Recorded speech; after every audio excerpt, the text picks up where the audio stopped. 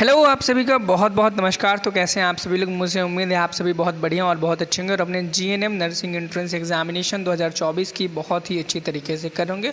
आज हम डिस्कस करने वाले हैं इस वीडियो में एक मॉडल पेपर। किसका मॉडल पेपर? वो भी विज्ञान यानी कि साइंस का। और ये पार्ट नंबर 3 है। क्या है? Part number 3। इससे पहले पार्ट 1 पार्ट 2 बना चुके हैं। अगर आपने नहीं देखा है तो डिस्क्रिप्शन बॉक्स में प्लेलिस्ट का लिंक मिल जाएगा, आप उसे देख सकते हैं। साथ ही साथ में आपको वहाँ पर जीके का भी प्लेलिस्ट का लिंक मिल जाएगा। जीके के हम बहुत सारे वीडियोस बना चुके हैं। अगर आपने अभी तक नहीं देखे हैं तो जाओ, डिस्क्रिप्शन बॉक्स पर लिंक मिलेगा और देख सकते हो। बहुत सारे बच्चे पूछेंगे सर कौन सा चैप्टर करने जा रहे हैं, तो हम आवर इन्वायरमेंट नाम का एक चैप्टर है क्लास 10 की साइंस में, हम उसे करने जा रहे हैं। बहुत ईजी चैप्टर है। जिन क्वेश्चन को मैं बताऊँगा ये क्वेश्चन बहुत ज़्यादा इंपॉर्टेंट है, उसको आप नोट कर लेना अपनी डायरी कॉपी में, जैसा मैं हमेशा बताता हूँ नोट करके रखना। और साथ ही साथ में चाहो तो आप स्क्रीनशॉट भी ले करके रिवीजन के लिए उसे रख सकते हो। अब देखो, बच्चे कहेंगे सर हमें ये पीडीएफ मिल जाती है तो बहुत अच्छा रहता है। तो मैं आपको बता दूं, ये सारी पीडीएफ आपको हमारे टेलीग्राम और व्हाट्सएप ग्रुप पे मिल जाएंगी। टेलीग्राम और व्हाट्सएप ग्रुप का लिंक आपको डिस्क्रिप्शन बॉक्स में मिल जाएगा। तो चलिए ज़्यादा देर ना करते हुए सारे क्वेश्चन को स्टार्ट करते हैं। आज हमारे पास लगभग 29 से 30 क्वेश्चन हैं। देखेंगे पहला क्वेश्चन कहता है which of the following is a biodegradable. Degradable का मतलब सबसे पहले समझो।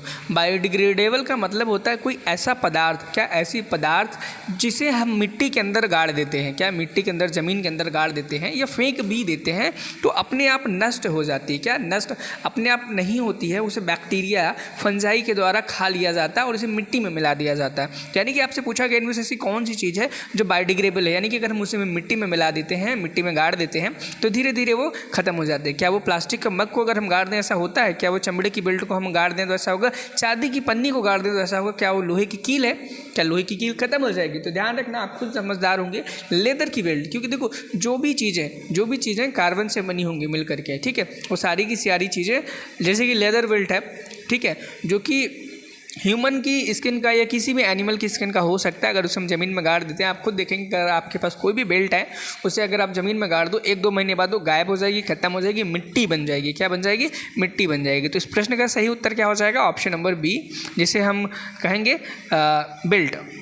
मतलब अगला क्वेश्चन है, अब इनमें से कौन सा ऐसा जो बायोडिग्रेडेबल नहीं है, यानी कि इनमें से ऐसा पदार्थ होगा, ऐसा वस्तु होगी, ऐसा धातु होगा जिसे हम मिट्टी में गाड़ते हैं तो ख़त्म नहीं होगा। क्या ऊन खत्म हो जाएगा? बिल्कुल ख़त्म हो जाएगा। एनिमल की हड्डियाँ ख़त्म हो जाएंगी, बिल्कुल सीधी सी बात है, ख़त्म हो जाएंगी। क्या चाय पत्तियाँ ख़त्म हो जाएंगी? बिल्कुल ख़त्म हो जाएंगी। तो नायलॉन एक ऐसा है, nylon is a kind of plastic, एक पॉलीमर है, ठीक है, जो ख़त्म नहीं होता अगर हम उसे मिट्टी के अंदर दबा देते हैं तब भी, ठीक है। और अगला क्वेश्चन कहता है which of the following will undergo fastest biodegradable, यानी कि निम्नलिखित में से कौन सा सबसे तेज़ी से जैव निम्नीकरण से गुजरेगा। अब आपको बताना है, चलो ठीक है, मिट्टी में जाएगा, मृदा में मिल जाएगा, वो तो सबसे अच्छी बात है, बहुत अच्छी बात है, हमारे एनवायरनमेंट को नुकसान नहीं पहुँचाएगा। लेकिन अब आपको बताना है इनमें से ऐसा कौन है जो सबसे ज़्यादा जल्दी मिट्टी में मिल जाएगा। क्या वो एक मैंगो का बीज हो, आम का बीज हो, लकड़ी हो, आम का छिलका हो, आम का गूदा हो? तो याद रखना आम का गूदा। क्यों? क्योंकि देखो आम के गूदे में बहुत ही कम ऐसी अधिकतर चीज़ें डाइजेस्टेड होती हैं। क्या डाइजेस्टेड होते हैं? राइप्ड होता है, डाइजेस्टेड होता है, पका हुआ होता है, उससे और ज़्यादा बैक्टीरिया को नहीं करना पड़ता है डाइजेस्ट, वो बहुत आसानी से डाइजेस्ट हो जाता है। इसलिए आम का जो गूदा होता है वो आसानी से डाइजेस्ट हो जाएगा। क्या? बहुत ज़्यादा आसानी से डाइजेस्ट हो जाएगा। देखो ये क्वेश्चन ये है, लेकिन मुझे नहीं लगता ये क्वेश्चन आपके काम का है। आप इस क्वेश्चन को, क्वेश्चन नंबर 4 को छोड़ सकते हो, लेकिन आप इसे एग्जाम में पढ़ के भी जा सकते हो सकता है ऐसा क्वेश्चन आपसे पूछा जा सकता है। आप एक बार देख लेना, पीडीएफ आपको हमारे व्हाट्सएप ग्रुप पे मिल जाएगी, वहाँ से आप देख लेना, ठीक है। इन इकोसिस्टम हर्बीवोर्स रिप्रेजेंट, यानी कि एक पारिस्थितिक तंत्र में शाकाहारी जानवर प्रतिनिधित्व क्या करते हैं, यानी कि एक इकोसिस्टम है, ठीक है, उसमें जो हर्बीवोर्स हैं वो क्या रिप्रेजेंट करते हैं, क्या दर्शाते हैं। सबसे पहले हम जानेंगे हर्बीवोर का क्या मतलब है। देखो हर्बीवोर का मतलब होता है ऐसे जीव जो पेड़ पौधों को खाते हैं, हरे भरे पेड़ पौधों को खाते हैं, उन्हें हम अंग्रेजी में क्या बोलते हैं? हर्बीवोर खाते हैं। तो वो इकोसिस्टम में कौन सा रोल निभाते हैं? क्या वो प्रोड्यूसर होते हैं? प्रोड्यूसर वो होते हैं जो किसी चीज़ को बनाते हैं, निर्माता होते हैं, प्राथमिक उपभोक्ता जो सबसे पहले इन निर्माताओं को खाते हैं, द्वितीय उपभोक्ता जो प्राथमिक उपभोक्ताओं को खाते हैं। तो ये ध्यान रखना, जो भी हर्बीवोर्स होंगे, क्या जो भी हर्बीवोर्स होंगे हमेशा प्राइमरी कंज्यूमर, प्राथमिक उपभोक्ता ही होंगे। क्या होंगे? प्राइमरी उपभोक्ता होंगे। अगला क्वेश्चन कहता है trophic level in an ecosystem represent, यानी कि किसी पारितंत्र में ट्रैफिक स्तर क्या दर्शाता है? ट्रैफिक पढ़ दिया मैंने। ट्रैफिक स्तर क्या दर्शाता है? ट्रॉफिक लेवल क्या दर्शाता है? तो ट्रॉफिक लेवल क्या दर्शाता है? हमेशा एनर्जी लेवल को दर्शाता है। क्या करता है? एनर्जी लेवल को दर्शाता है। अगर आपको क्वेश्चंस अच्छे लग रहे हो, प्रैक्टिस करने में मज़ा आ रहा हो, तो एक बार कमेंट सेक्शन में ज़रूर बता देना सर हमें पढ़ करके बहुत अच्छा लगा, एक बहुत अच्छे क्वेश्चन थे। ऐसे क्वेश्चन और लेके आए तो हमें इससे मोटिवेशन मिलेगा, हम आपके लिए और अच्छे क्वेश्चन ला पाएंगे। अगला क्वेश्चन है अ food chain compromising words, green plants, fish and man, the concentration of harmful chemical entering the food chain will be maximum in. देखो क्या होता है, एक खाद्य श्रृंखला जिसमें पक्षी, हरे पौधे, मछली और मनुष्य शामिल है। खाद्य श्रृंखला में प्रवेश करने वाले हानिकारक रसायनों में किसकी सांद्रता सबसे अधिकतम होगी? मान लो इस क्वेश्चन में कहा गया है एक DDT नाम का, क्या DDT करके एक हार्मफुल केमिकल, एक तरीके की खाद होती है, ठीक है, हार्मफुल खाद है। अगर ये पानी में मिला दी जाए या ज़मीन पर फेंक दी जाए, इनमें से अगर चिड़िया खा ले या ग्रीन प्लांट्स खा ले या फिश खा ले या मैन खा ले, तो सबसे ज़्यादा हानिकारक वो किसके लिए होगी? तो ध्यान रखना, वो मैन के लिए हानिकारक होगी। किसके लिए? आदमियों के लिए हानिकारक होगी। ठीक है, ध्यान रखना। और इस प्रोसेस को हम बायोमैग्निफिकेशन भी बोलते हैं, याद रखना, आपसे एग्जाम में पूछा जा सकता है। First link in any food chain is usually green plant because, किसी भी खाद्य श्रृंखला की पहली कड़ी आमतौर पर हरे पौधे होते हैं। क्यों? क्योंकि they alone have the capacity to synthesise food using sunlight, क्योंकि वे अकेले ही सूर्य के प्रकाश का उपयोग करके भोजन की संश्लेषित करने की क्षमता रखते हैं। क्या?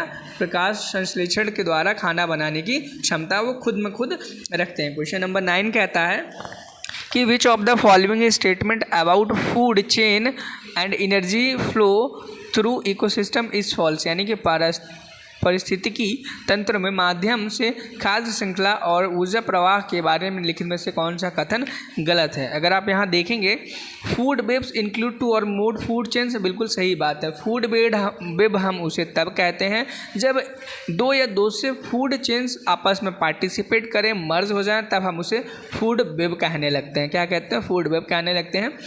और organism that are not producers are consumers, यानी कि सभी जीव जो उत्पादक नहीं हैं वो उपभोक्ता हैं। अब देखो, उत्पादक कौन होते हैं? जो जीव किसी चीज़ को उत्पादन करते हैं, जैसे पौधे अपने आप में, पौधे जो हो उत्पादन करते हैं और जानवर वगैरह उनके लिए उपभोक्ता हैं। तो ये बात भी बिल्कुल सही है। और ये सेकंड वाली, अगला क्वेश्चन का ऑप्शन कहता है a single organism can feed eight several trophic level, एक ही जीव कई पोषी स्तरों पर भोजन कर सकता है। बिल्कुल सही बात है। आप एक पौधे को भी खा सकते हैं, आप एक मांस को भी खा सकते हैं, यानी कि आप डिफरेंट ट्रॉफिक लेवल पर वर्क कर सकते हैं। अगला ऑप्शन कहता है detritivores feed all trophic level except the producer level. देखो, डेट्रीवोर्स, वो सबसे पहले समझो, डेट्रीवोर्स वो ऑर्गेनिज्म होते हैं जो मरे सड़े गले हुए ऑर्गेनिजम्स की डेड बॉडीज़ को खाते हैं। ठीक है, सिर्फ मरे सड़े गले ऑर्गेनिज्म की डेड बॉडी को खाते हैं, उनको हम क्या कहते हैं? डेट्रीवोर्स कहते हैं। अब लेकिन यहाँ ऑप्शन में कहा गया है कि जो डेट्रीवोर्स होते हैं वो सभी ट्रॉफिक लेवल को खाते हैं। बिल्कुल भी ऐसा नहीं है। तो डी ऑप्शन, यानी कि डी जो कथन है, डी स्टेटमेंट है, वो गलत हो जाएगा। ठीक है, अगला क्वेश्चन बहुत जोरदार है। ये क्वेश्चन आपके एग्जाम में पूछे जाने की बहुत ज़्यादा संभावना रखता है। ये क्वेश्चन कहता है which of the following is a logical sequence of a food chain, यानी कि एक फूड चेन का लॉजिकल सीक्वेंस क्या होना चाहिए? तो हमेशा ध्यान रखना, फूड चेन में हमेशा कंज्यूमर आता है, प्रोड्यूसर आता है। क्या आता है? प्रोड्यूसर आता है, उसके बाद कंज्यूमर आता है, उसके बाद ही डिकम्पोजर आता है। इस चेन को आप एकदम गांठ बांध के याद कर लो। आपके एग्ज़ाम में 99% चांस है इस चैप्टर से अगर क्वेश्चन आएगा तो ये क्वेश्चन ज़रूर आएगा। अब अगला क्वेश्चन है what which of the following is an autotroph, यानी कि निम्नलिखित में से कौन सा स्वपोषी है, यानी कि इनमें से कौन है जो अपना भोजन खुद बना सकता है। क्या वो शेर है, शेर अपना भोजन खुद बना सकता है। एक कीड़ा यानी कि इंसेक्ट, एक पेड़ या मशरूम। तो ध्यान रखना लॉयन हमेशा शिकार करके खाता है, इंसेक्ट भी दूसरे को पकड़ करके ही खाता है, मशरूम भी एक प्रकार का ऐसा पेड़ है, ऐसा प्लांट्स हैं छोटे छोटे, ठीक है, जो क्या करते हैं दूसरे सड़े गली चीज़ों के न्यूट्रिशन को खाते हैं, और ऐसे को हम सैप्रोफाइट्स बोलते हैं। क्या बोलते हैं? सैप्रोफाइट्स बोलते हैं। तो ट्री ही एक ऐसा ऑर्गेनिज्म है जो कि ऑटोट्रॉफ यानी कि स्वपोषी कहलाया जा सकता है इन चारों ऑप्शंस में से। अगला क्वेश्चन बहुत ही ज़ोरदार है। In the garden ecosystem which of the following are producers, यानी कि उद्यान पारिस्थितिकी तंत्र में निम्नलिखित में से कौन सा उत्पादक है। क्या वो इंसेक्ट्स हैं, क्या वो स्नेक्स हैं, क्या वो ग्रासेस हैं, क्या वो रैबिट्स हैं। यानी कि अगर हम एक गार्डन को एक इकोसिस्टम माने तो वहाँ पर उत्पादक यानी कि प्रोड्यूसर्स कौन होंगे। तो ध्यान रखना गार्डन में हमेशा ग्रासेस होंगी। क्या? गार्डन में हमेशा ग्रासेस होंगी। और वहीं पर फॉरेस्ट की बात की जाए, किसकी? फॉरेस्ट की। तो फॉरेस्ट में हमेशा ट्रीज़ होंगे। क्या होंगे? ट्रीज़ होंगे। और वहीं पर समुद्र में बात की जाए तो जू प्लैंक्टन्स होंगे। क्या होंगे? जू प्लैंक्टन्स एंड फाइटो प्लैंक्टन्स होंगे। ये आउट ऑफ कोर्स है बट मैंने बता दिया, अगर एग्जाम में आ जाता है तो ध्यान रखना। जू प्लैंक्टन्स, फाइटो प्लैंक्टन्स ये कहाँ पर पाए जाते हैं? पानी के अंदर, मैरीन में पाए जाते हैं। ठीक है।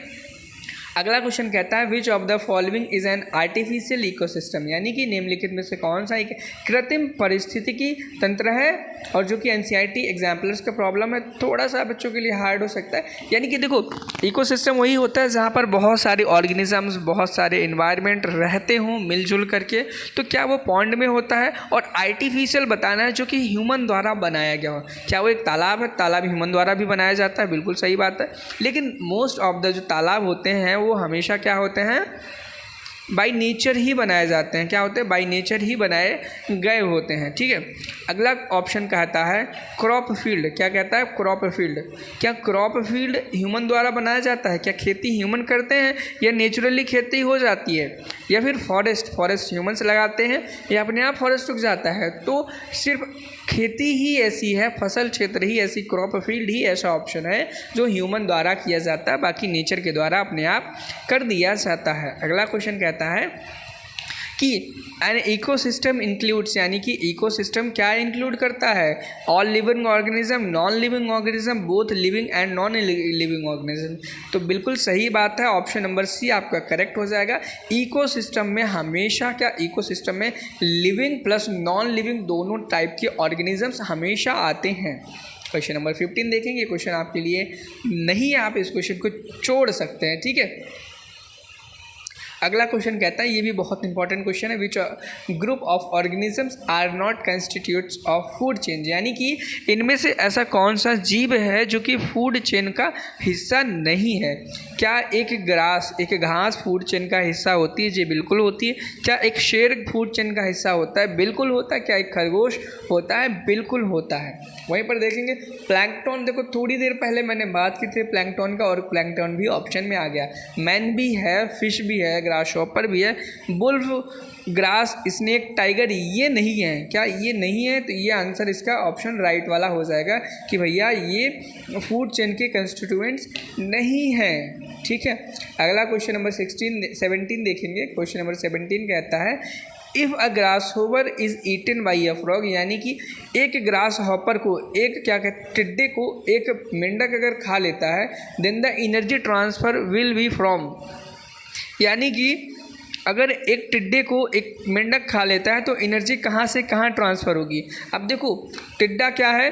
टिड्डा प्राइमरी कंज्यूमर है। क्या है? प्राइमरी कंज्यूमर है। और वहीं पर फ्रॉग सेकेंडरी कंज्यूमर है। क्या? सेकेंडरी कंज्यूमर है। तो ध्यान रखना option number C, primary consumer to secondary consumer, इस क्वेश्चन का राइट आंसर हो जाएगा। अगले क्वेश्चन पे चलेंगे। अगला क्वेश्चन कहता है excessive exposure to ultraviolet radiation causes, यानी कि परावैंगनी किरण के अत्यधिक संपर्क से क्या होता है? इन्फ्लामेशन लिवर में हो जाता है, कैंसर ऑफ स्किन हो जाता है, डैमेज ऑफ द लंग्स हो जाता है, या जॉन्डिस हो जाता है। तो ये बात सभी को पता होगा, त्वचा में कैंसर यानी कि स्किन कैंसर उस व्यक्ति को होने लगता है अगर यूवी का रेडिएशन बहुत ज़्यादा हो जाए तब तो। ठीक है। अगला ऑप्शन कहता है विच क्वेश्चन कहता है which of the following is an artificial ecosystem.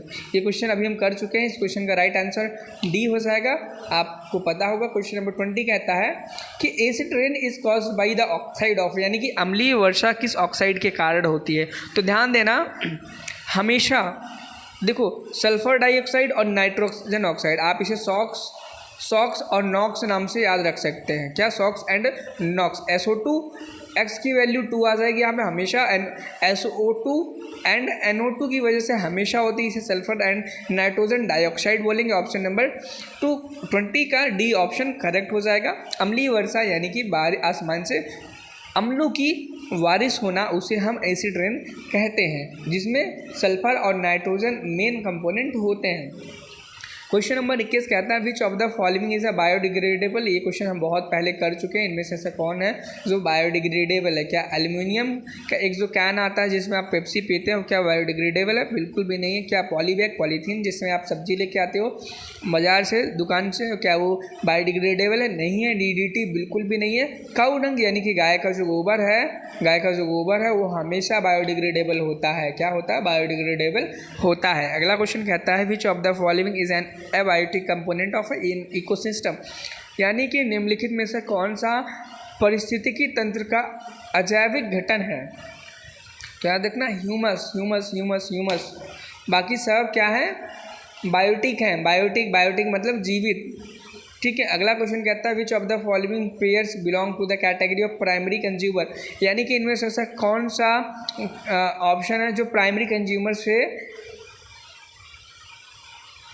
जोड़ा जा सकता है? तो प्राइमरी कंज्यूमर वो होते हैं, वो ऑर्गेनिज्म होते हैं जो पेड़ पौधों को खाते हैं। क्या ईगल जो आसमान में उड़ता है पेड़ पौधों को खाता है? बिल्कुल भी नहीं। क्या स्नेक पेड़ पौधों को खाता है? बिल्कुल नहीं। क्या टिड्डा जो होता है वो पेड़ पौधों को खाता है? जी हाँ, बिल्कुल खाता है। क्या एक कैटल यानी कि पशु पेड़ पौधों को खाता है? बिल्कुल हाँ, पेड़ पौधों को खाता है। ऑप्शन नंबर बी करेक्ट हो जाएगा। क्वेश्चन नंबर 24 पे चलेंगे। कहता है which of the following chemical causes depletion of the ozone layers, यानी कि निम्नलिखित में से कौन सा रसायन ओजोन परत के क्षय का कारण बनता है?